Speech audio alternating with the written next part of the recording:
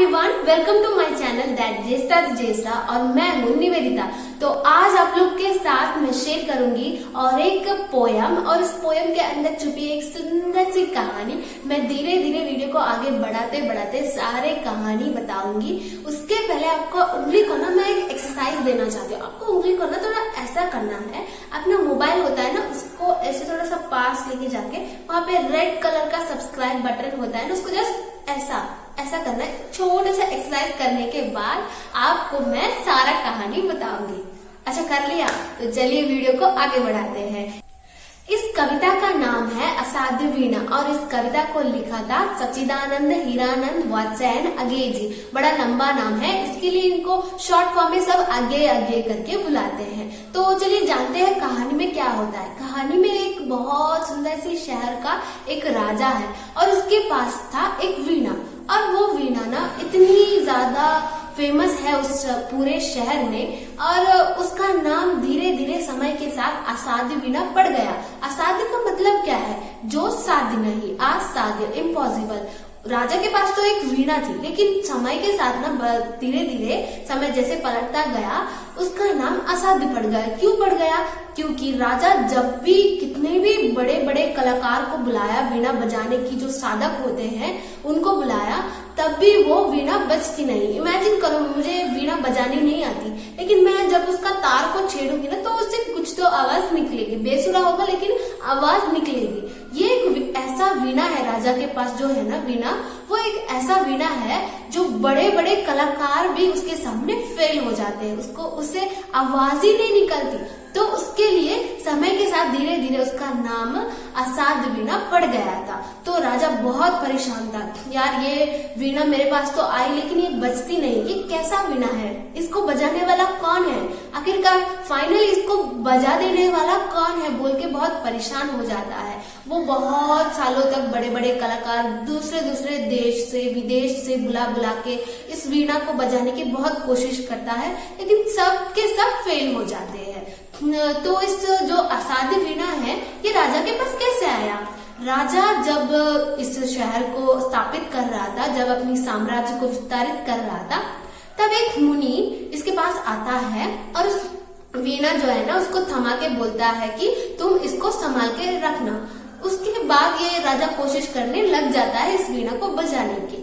तो एक बहुत अच्छी मुनि ने इस वीणा को राजा के हाथ में दिया था। उसके बाद एक दिन राजा बहुत परेशान होकर एक लड़के को बुलाता है। लड़का कलाकार नहीं, बहुत बड़ा एज हुआ बुजुर्ग नहीं, एक लड़के को बुलाता है। उस लड़के का नाम है प्रियमवंद और वो शिष्य साधक है, मतलब वो अभी स्टूडेंट है। जो वीणा बजाने की क्लासेस होती है ना उसमें वो स्टूडेंट है, उसको शिष्य साधक बोलते हैं। तो जब प्रियमवंद आता है तो सारा शहर के लोग भी आते हैं, सारे जो भी कलाकार थे उसे बजा नहीं पाए वो भी आते हैं, और राजा भी बड़े उम्मीद से प्रियमवंद के आने की इंतजार में लगा होता है। सारी सभा सब कुछ महफिल जम जाती है, ठीक है, रानी भी आ जाती है। उसके बाद थोड़ी देर के बाद प्रियमवंद धीरे धीरे चलकर दरबार के अंदर आता है। जैसे ही अंदर आता है राजा उठता है, उठकर उसकी स्वागत करता है और उसे बैठने के लिए एक कैसा होता है, कॉन्सर्ट इमेजिन कर लो, सब कुछ होता है लेकिन एक स्टेज होता है, उसमें एक वो गाता है कोई भी सिंगर, अरिजीत सिंह मान लो कैसे गाता है गिटार पकड़ के, वैसे ही उसके प्रियमवंद को भी एक प्लेस बना देते हैं उस वीणा को बजाने के लिए। ये नहीं पता है कि वो बजेगा या नहीं बजेगा, लेकिन प्रियमवंद से ना सबको बहुत ज्यादा उम्मीद है। जस्ट लाइक MS धोनी, हमें कैसे होता है क्रिकेट में कि लास्ट में धोनी आकर मैच फिनिश कर देगा, अरे धोनी है ना, कोई टेंशन की बात नहीं। तो वैसा ही माहौल था ये भी कि प्रियमवंद आया है ना, बजा देगा वीणा तो कोई टेंशन नहीं बोल के सब इतने अच्छे से व्याकुलता से, इतनी एक्साइटमेंट से, क्यूरियोसिटी से देखने शुरू कर देते हैं। उसके बाद प्रियमवंद आकर बैठ जाता है, सबको नमस्कार करता है और वहां पे जो भी इसका प्लेस था ना उसमें बैठ जाता है। राजा इशारा करता है कि जाओ लेकर आओ वीणा को, जो भी सैनिक होते हैं ना उनसे। तो दौड़ते हैं सैनिक, दौड़ने के बाद दोनों हाथ से सैनिक इतने प्यार से वीणा को लाकर, उसके ऊपर कंबल भी है, एक तरह का चादर भी ओढ़कर वीणा को इस बच्चे की तरह वो लाकर प्रियमवंद के सामने रख देता है। प्रियमवंद उसके ऊपर जो कंबल है ना उसको धीरे से ऐसे निकाल के जमीन पर डाल के वीणा को बच्ची की तरह उस कंबल के ऊपर रख देता है। और आप आप लोग अगर जानते हो या फिर आपने देखा है, जो भी हमारी जो इंडियन संस्कृति या इंडियन कल्चर में जो भी भरतनाट्यम या शास्त्रीय संगीत जो भी सीखता है ना, वो पहले एक ग्रेटिट्यूड पे करता है जिसने भी उसे सिखाया। अगर डांसर है, भरतनाट्यम है, तो नटराज को ग्रेटिट्यूड पे करते हैं। अगर किसी उस्ताद से सीखे होंगे तो वो कान पकड़ के कुछ ऐसे ऐसे करके कुछ उन्हें ग्रेटिट्यूड पे कर, वो ग्रेटिट्यूड पे करना मतलब उनके वजह से हम हैं, रूट्स को वो याद करते हैं। तो प्रियमवद भी कुछ ऐसा ही कोशिश करता है। तो प्रियमवद राजा से बोलता है कि देखो राजा, मैं बहुत बड़ा साधक तो नहीं, मैं एक सामान्य सा साधारण सा शिष्य साधक हूँ। मतलब मैं स्टूडेंट हूँ, जो भी वीणा सिखाने की क्लास है ना उसमें मैं स्टूडेंट हूँ और इस वीणा के बारे में बहुत ज्यादा नहीं जानता, लेकिन जितना भी इसकी हिस्ट्री जानता हूँ मैं उन सबको आप सभी को बताना चाहता हूँ। तो ये बोलना शुरू कर देता है कि ये जो वीणा है ना, ये उत्तराखंड के पहाड़ी इलाके से आया हुआ वीणा है। इस वीणा को बनाने वाला वज्रकीर्ति है। उस जो मुनि बताया ना मैंने, जो राजा को दिया था ये वीणा संभाल के रखना, उसका नाम है वज्रकीर्ति। और जो वज्रकीर्ति है ना, उसने अपनी पूरी जिंदगी, अपना पूरा करियर बोल लो, इस पे ही लुटा दिया। मतलब ये जो वीणा है ना, इसको बनाने में ही उसका पूरा जिंदगी निकल गया। और उस वज्रकीर्ति ने इस जो वीणा है ना, उसको एक पहाड़ इलाके के एक बहुत बड़े घने जंगल में एक किरीटी वृक्ष नाम का एक पेड़ है, उसका जो काया होता है ना, मतलब उसका स्किन होता है ना, उससे काट कर इस वीणा को बनाया है। और ये वीणा असाधारण क्यों है, मतलब ये असाध्य क्यों है, क्योंकि इस पे वज्रकीर्ति ने मंत्र पोता है। मतलब उसने कुछ जादू ऐसा कुछ किया है, मतलब बोलते हैं ना कुछ ब्लैक मैजिक, बोलो ब्लैक मैजिक नहीं, कुछ उसने मंत्र पोता है। मतलब वो वीणा को उसने इतना अच्छे तरीके से, इतना अपने पसंद से बनाया ना कि उसको साधारण लोग बजा नहीं सकते, उसके लिए एक स्पेशल ट्रिक होना चाहिए। ये सब कुछ प्रियमवद जानता था और वो बोलता है।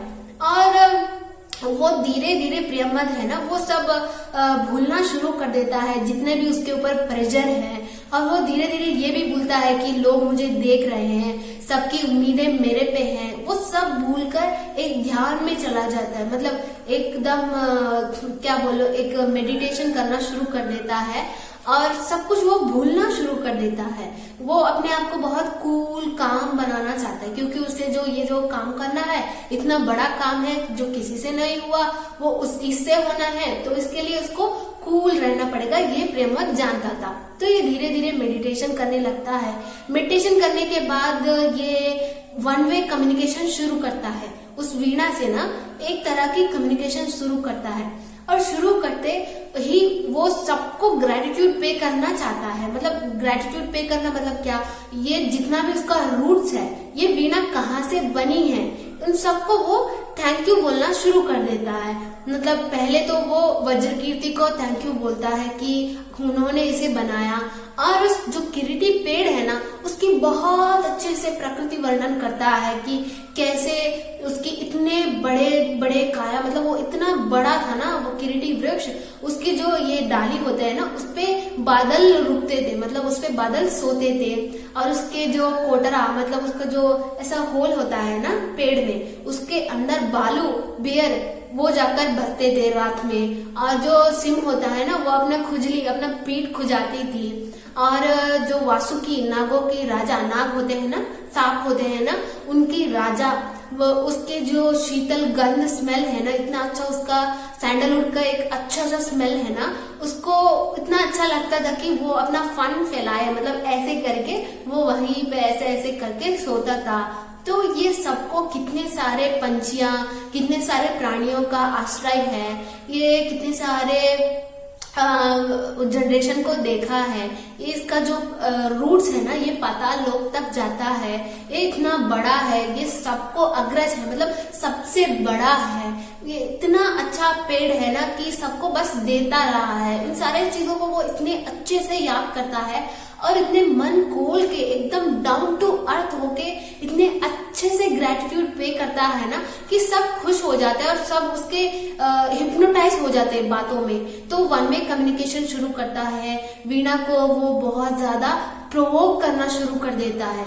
मतलब वीणा को कहता है कि मैं तुम्हारे सामने कुछ भी नहीं हूँ, मैं क्या हूँ, मैं कौन हूँ तुम्हें बजाने के लिए, तुम इतने ज्यादा सक्षम हो ना कि तुम अपने आप बज सकते हो।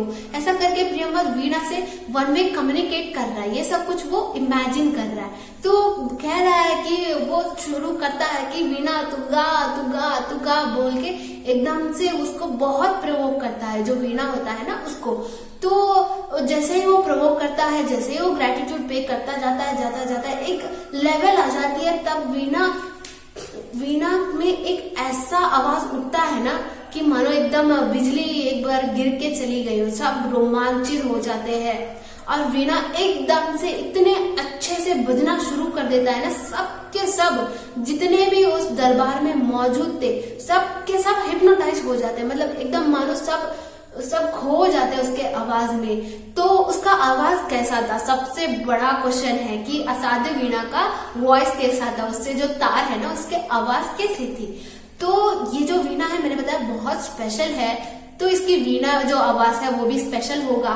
तो इसका जो आवाज है ना वो प्रत्येक इंसान को अलग अलग सुनाई देता है, मतलब सबको एक जैसा नहीं सुनाई देता, सबको एक अलग सुर में सुनाई देता है। पहले ही आता है, राजा को सुनाई देता है जैसा उसका दरबार गान, मतलब जैसे वो आता है ना हमारा पधारा हुकुम सा ऐसा वैसा बोलते हैं, तो उसको वैसा सुनाई देता है। रानी जो होती है उसको जो गहने आभरण भूषण होते हैं ना, जितने भी सोना होते हैं ना, उसकी खनक की साउंड आता है। और एक नया वधू को अपनी पायल की साउंड आता है। एक घर में नया बच्चा आता है तो वो भी यहाँ पे आया होता है, तो उसको अपनी बच्चे की किलकारी याद आती है। किसी को नदी बहने की आवाज, किसी को हार्बर मतलब बंदर होता है ना, बड़े बड़े बोट आकर रुकते हैं, बोट की साउंड कैसा होता है, तो कुछ ऐसा। किसी को सब्जी मंडी की। तो जो भी अपना अपना वृत्ति है, मतलब जो भी किस चीज से जुड़ा है ना उसको वही आवाज सुनाई देता है। मतलब मान लो मैं हर रोज फ्लूट बजाती हूँ और मैं दरबार में पहुंची उस वीणा की आवाज सुनने, तो मुझे वो वीणा की आवाज फ्लूट में सुनाई देगा। फ्लूट और वीणा की आवाज अलग है, लेकिन वो वीणा इतना स्पेशल है ना, जिस चीज से हम कनेक्टेड है उसी चीज का आवाज हमें सुनाती है, मतलब इतना ज्यादा स्पेशल है। वज्र कीर्ति ने अपना फुल लाइफ टाइम उसको दिया है, तो वो कम का वीणा नहीं होगा। तो अलग अलग स्वर सुनते हैं सभी लोग, और जिसने भी इस स्वर को सुना, जिसने भी उस असाध्य वीणा की स्वर को सुना ना, सबकी अहंकार सब दूर हो जाता है, सब एकदम रिलैक्स हो जाते हैं। एकदम से मेडिटेशन करते उठते वक्त हमें कैसा फील होता है, एकदम रिलैक्स, और बहुत ज्यादा बॉडी भी बहुत ज्यादा हल्की फील होती है। तो सबको एकदम रिलैक्स और हल्के फील करना सब शुरू कर देते हैं, और इतना ज्यादा बचता है ना, बचते बचते बचते एक बच्चा कैसे रोते रोते रोते बाद में एक चुप हो जाता है, वैसा ही एक वीणा बचते बचते बचते धीरे धीरे धीरे धीरे चुप हो जाता है। आखिरकार जो हमारे प्रियंवद है उसने प्रोवोक किया, उसने भी सुना अपनी इसकी वॉइस, और वो धीरे से आंख खोलता है, एक संभाल करके उसको कंबल पर रख देता है वीणा को, और बच्चे को जैसे हम सुलाते वक्त आंखों से ही निहारते हैं, मतलब आंखों से ही देख के प्यार करते हैं, उसको छूते नहीं। छूने से क्या हो जाएगा, वो उठ जाएगा, तो आंखों से हम उसको बहुत ज्यादा लाड़ प्यार जैसा हम देखते हैं। तो वैसा ही प्रियंवद एक अच्छे से एक बच्चे को हम कैसे देखते हैं, उस भावना से उस वीणा को भी देखता है। देखने के बाद, सब कुछ होने के बाद, वो धीरे से कंबल को ओढ़ देता है वीणा पे। ये सब होने के बाद राजा उठकर इतना खुश और इतना ज्यादा प्राउड फील करते हुए दौड़ते दौड़ते प्रियंवद के पास आ जाता है, और बहुत शाबाशी देता है कि वाह प्रियंवद, किसी ने नहीं कर पाया, बड़े बड़े साधक ने इसे नहीं कर पाया, लेकिन तुमने कर दिया। तो बहुत खुश हो जाता है राजा, और रानी जो है अपनी सतलड़ी की माला, मतलब जो मुत्तु होता है ना, मतलब जो पर्ल्स होता है ना, उसकी माला पहना देती है, और सब वहां से उठकर चले जाते हैं। वो वीणा हमेशा के लिए चुप ही रह जाता है। वो फर्स्ट एंड लास्ट टाइम था, वो वीणा बजने की जो टाइम था ना, वो फर्स्ट और लास्ट था, उसके बाद उसने कभी नहीं बजा। तो इस जो है ना कहानी, इसकी मॉरल क्या है? इसकी मॉरल ये है कि अगर हम कुछ चीज के बारे में अगर थोड़े बहुत जानते हैं, लेकिन हम उस पे अपना 100% देते हैं, हम अपनी अहंकार को त्याग कर उस पे पूरा अपने आप को सरेंडर करते हैं ना, तब वो बहुत ज्यादा वर्कआउट करती है, मतलब हमारी मेहनत रंग लाती है। सोचो एक बार, बड़े बड़े कलाकार नहीं बज पाए, क्यों नहीं बजा पाए? क्योंकि उन्होंने ग्रेटिट्यूड पे नहीं किया था, उन्होंने वृक्ष है, वज्रकीर्ति है, उन सबको याद नहीं किया था। वो सब एक अहम में, अहंकार में आए थे कि यार हम इतने बड़े कलाकार, हम नहीं बजा सकते तो कौन बजा सकता, बोल के वो बजाते थे, वो वीणा बजती नहीं। प्रियंवद ने क्या किया, आते ही सबको नमस्कार और उस जो है ना वो वीणा की इतनी ज्यादा तारीफ, ये सब करने की वजह से वो वीणा बज गई। तो इस कहानी की मोरल यही है कि जब हम डाउन टू अर्थ होते हैं ना तो हर चीज हमारे लिए वर्क कर जाता है, मतलब हर चीज हमारी साथ देता है। उस वीणा ने प्रियंवद की साथ दिया, उसके बात को वो माना, बस इतना ही होता है, उसका ट्रिक इतना ही था। लेकिन इसको किसी ने नहीं समझ पाया, वो वज्रकीर्ति ने भी नहीं बताया कि इसको कैसे बजाया जाता है। लेकिन प्रियंवद अपने चतुराई से, अपनी अच्छी बिहेवियर से उस वीणा को बजा पाया। आई होप आप सभी को ये जो कहानी थी ये बहुत अच्छी लगी होगी। अगर यहाँ तक आए तो ऑब्वियसली अच्छी लगी होगी, तो एक लाइक तो बनता है मेरे लंबी सी वीडियो के लिए। और अगली बार ऐसा ही पोयम्स और कहानी के साथ मैं वापस आऊंगी। तब तक के लिए thank you so much, bye bye.